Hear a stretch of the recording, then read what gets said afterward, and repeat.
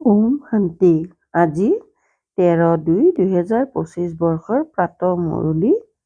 ওম শান্তি। বাপ দাদা মধুবন। আজি বাবাই কৈছে, মৰমৰ সন্তানসকল, পিতা যি হয়, যেনেকুৱা হয়, তেওঁক যথাৰ্থ ৰীতিৰে জানি স্মৰণ কৰিবা। এইটোৱেই মুখ্য কথা। মনুষ্যক এই কথাটি বহুত যুক্তি সহকাৰে বুজাব লাগে।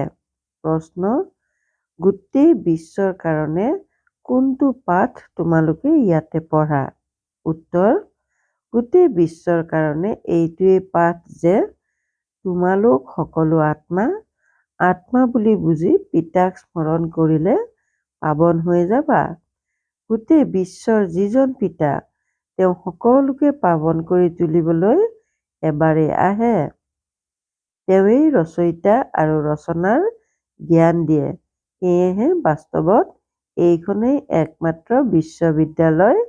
এই কথাটি সন্তানসকলে স্পষ্ট কৰি বুজাব লাগে। ওম শান্তি। ভগৱানুবাচ অৰ্থাৎ ভগৱানে কয়, এতিয়া এয়াতো আত্মিক সন্তানসকলে বুজি পায় যে ভগৱান কোন।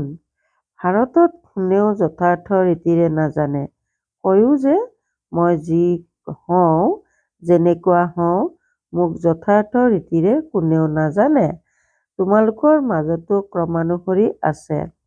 পুৰুষাৰ্থৰ ক্ৰম অনুসৰিহে বুজি পায়, যদিও ইয়াত থাকে, কিন্তু যথাৰ্থ ৰীতিৰে নাজানে। যথাৰ্থ ৰীতিৰে জানি লৈ পিতাক স্মৰণ কৰা বৰ কঠিন। যদিও সন্তানসকলে কয় যে বহুত সহজ, কিন্তু মই যি হওঁ সেয়া জানি মোক পিতাক নিৰন্তৰ স্মৰণ কৰিব লাগে।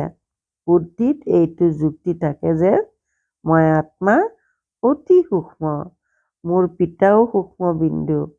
আধা কল্পতো কোনেও ভগৱানৰ নামো নলয়, দুখতহে স্মৰণ কৰে। হে ভগৱান, এতিয়া ভগৱান কোন, এয়াতো কোনো মনুষ্যই বুজি নাপায়। এতিয়া মনুষ্যক কেনেকৈ বুজাম? ইয়াৰ ওপৰত বিচাৰ সাগৰ মন্থন কৰিব লাগে। নামো লিখা আছে, প্ৰজাপিতা ব্ৰহ্মা কুমাৰী ঈশ্বৰীয় বিশ্ববিদ্যালয়। এই ক্ষেত্ৰতো বুজি নাপায় যে এয়া আত্মিক বেহদৰ পিতাৰ ঈশ্বৰীয় বিশ্ববিদ্যালয়। এতিয়া কি নাম ৰখা যায় যাতে মনুষ্যই তৎক্ষণাৎ বুজি পায়? কেনেকৈ মনুষ্যক বুজোৱা যায় যে এইখন বিশ্ববিদ্যালয়? বিশ্বৰ পৰা বিশ্ববিদ্যালয় শব্দটি ওলাইছে। বিশ্ব অৰ্থাৎ গোটেই সৃষ্টি, তাৰ নাম ৰখা হৈছে বিশ্ববিদ্যালয়, য'ত সকলো মনুষ্যই পঢ়িব পাৰে। বিশ্বৰ বিষয়ে অধ্যয়ন কৰিবলৈ বিশ্ববিদ্যালয় আছে। এতিয়া বাস্তৱত বিশ্বৰ কাৰণেতো এজন পিতাহে আহে। তেওঁৰ এয়া এখনেই বিশ্ববিদ্যালয়। লক্ষ্য উদ্দেশ্যও এটাই, পিতাহে আহি গোটেই বিশ্বক পাৱন কৰি তোলে। যোগ শিকায়। এয়াতো সকলো ধৰ্মাৱলম্বী লোকৰ কাৰণে। এনেকৈ কয় যে নিজক আত্মা বুলি বুজা। গোটেই বিশ্বৰ পিতা হৈছে নিৰাকাৰ ঈশ্বৰ পিতা। তেন্তে কিয়নো ইয়াৰ নাম আধ্যাত্মিক নিৰাকাৰ ঈশ্বৰ পিতাৰ আধ্যাত্মিক বিশ্ববিদ্যালয় ৰখা নহয়?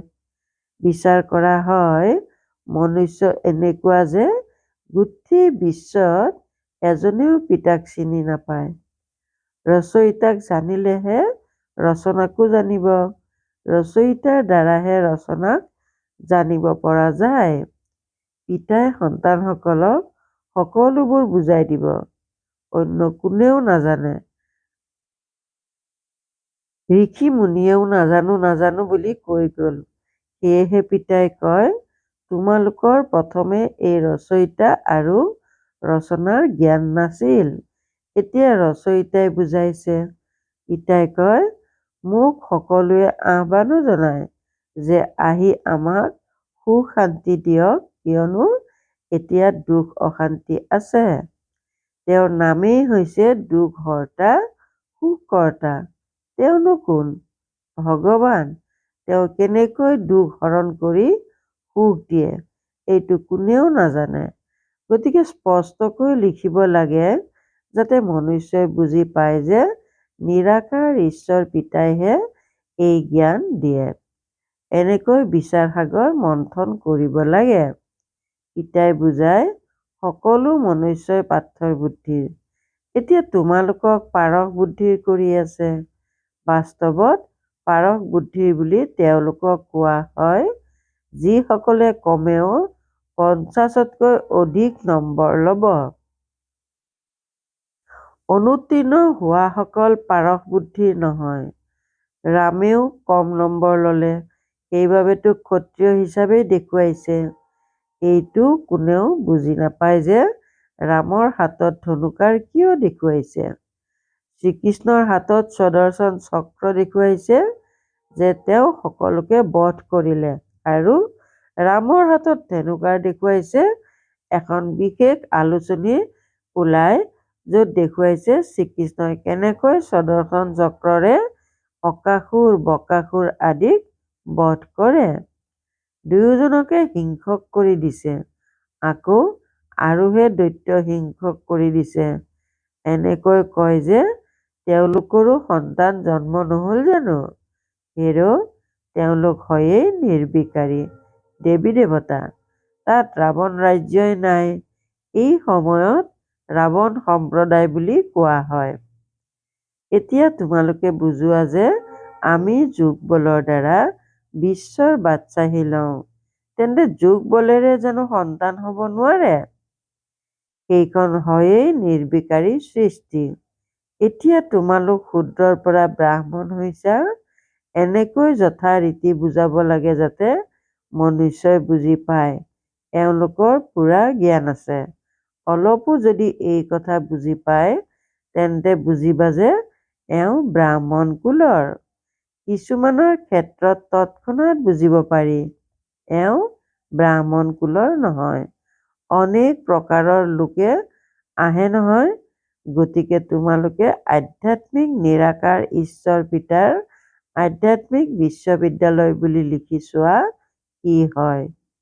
বিচাৰ সাগৰ মন্থন কৰি শব্দ মিলাবলগীয়া হয়। এই ক্ষেত্ৰত লিখিবলৈ বহুত যুক্তি লাগে যাতে মনুষ্যই বুজি পায় যে ইয়াত এই জ্ঞান ঈশ্বৰ পিতাই বুজায় অথবা ৰাজযোগ শিকায়। এই শব্দবোৰো গতানুগতিক।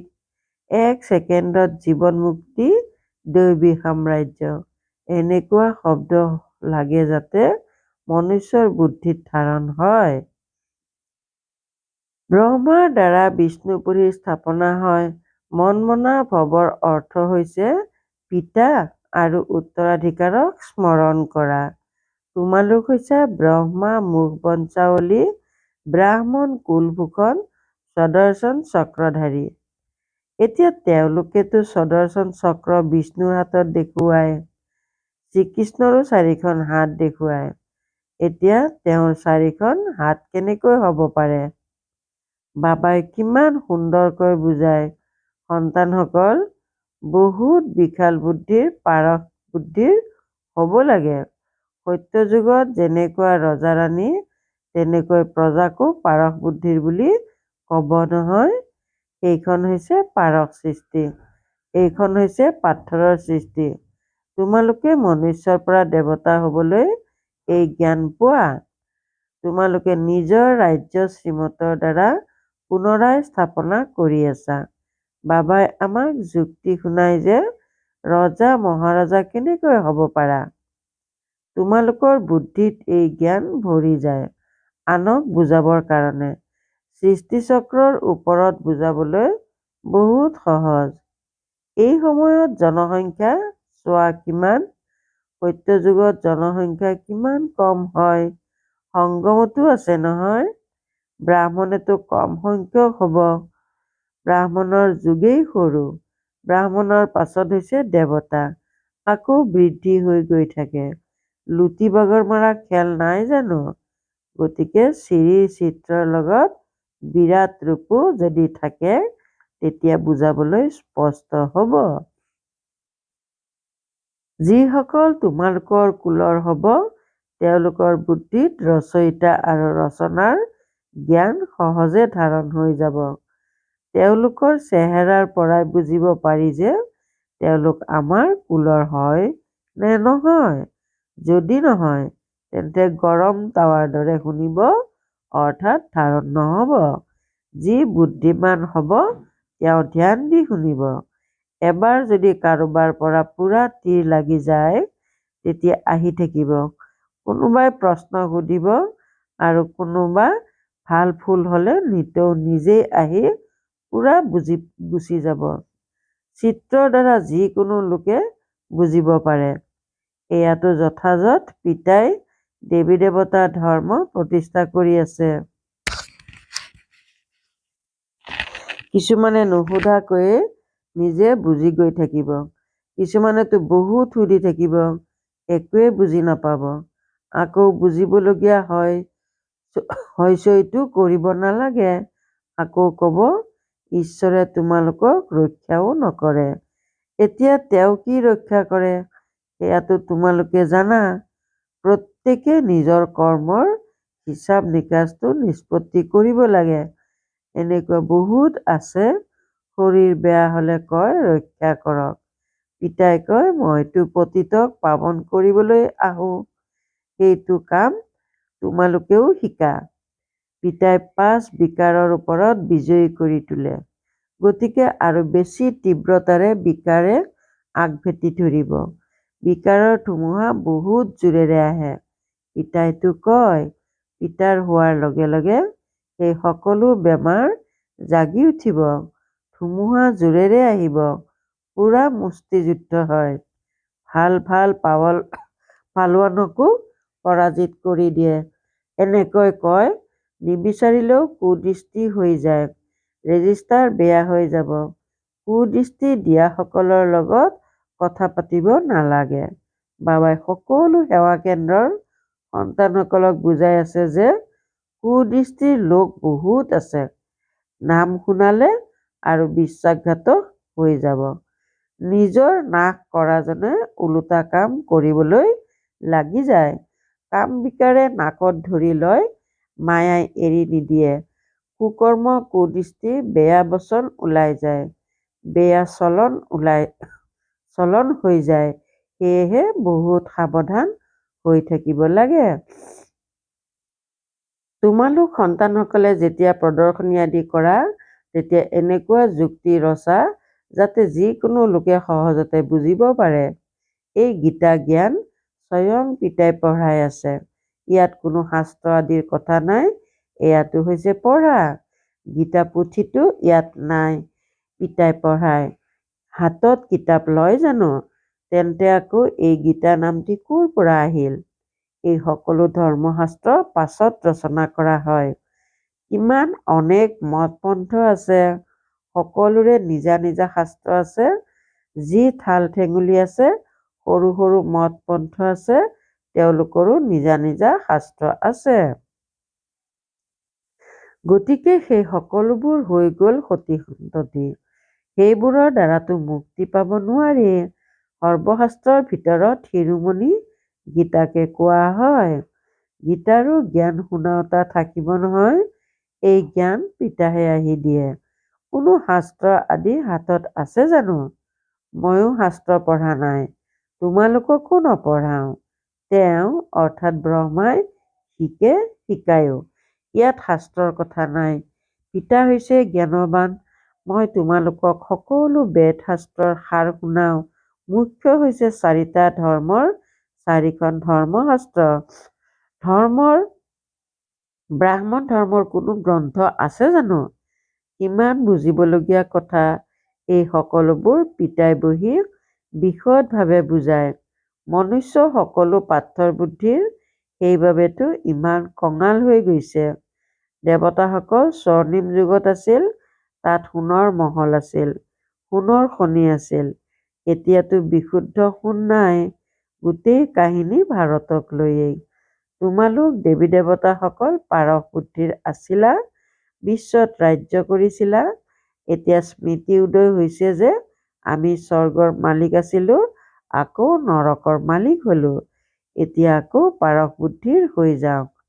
সেই জ্ঞান তোমালোক সন্তানসকলৰ বুদ্ধিত আছে, যি আকৌ আনকো বুজাব লাগে। ড্ৰামা অনুসৰি ভূমিকা চলি থাকে। যি সময় পাৰ হৈ যায় সেয়া সঠিক, তথাপিও পুৰুষাৰ্থটো কৰাব।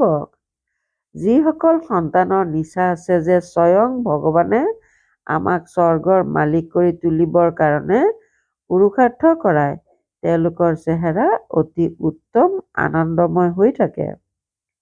পিতা আহেও সন্তানসকলক পুৰুষাৰ্থ কৰাবলৈ প্ৰাৰব্ধৰ কাৰণে। এয়া তোমালোকে জানা। জগতৰ কোনোবাই জানো জানে স্বৰ্গৰ মালিক কৰি তুলিবলৈ ভগৱানে পুৰুষাৰ্থ কৰায়? তেন্তে আনন্দিত হ'ব নালাগে জানো? চেহেৰা অতি উত্তম আনন্দময় হ'ব লাগে। পিতাৰ স্মৃতিত তোমালোক সদায় হৰ্ষিত হৈ থাকিবা। বাবাক পাহৰিলেই জয় পৰি যোৱা। পিতা আৰু উত্তৰাধিকাৰ স্মৃতিলৈ আনিলে আনন্দময় হৈ যায়। প্ৰত্যেকৰে সেৱাৰ পৰা বুজা যায় পিতাই সন্তানসকলৰ সুবাসটো পায় নহয়। সুসন্তানৰ পৰা সুবাস আহে, কুসন্তানৰ পৰা দুৰ্গন্ধ আহে। বাগিচাত সুবাসিত ফুলহে ল'বলৈ মন যায়, আকন কোনে ল'ব?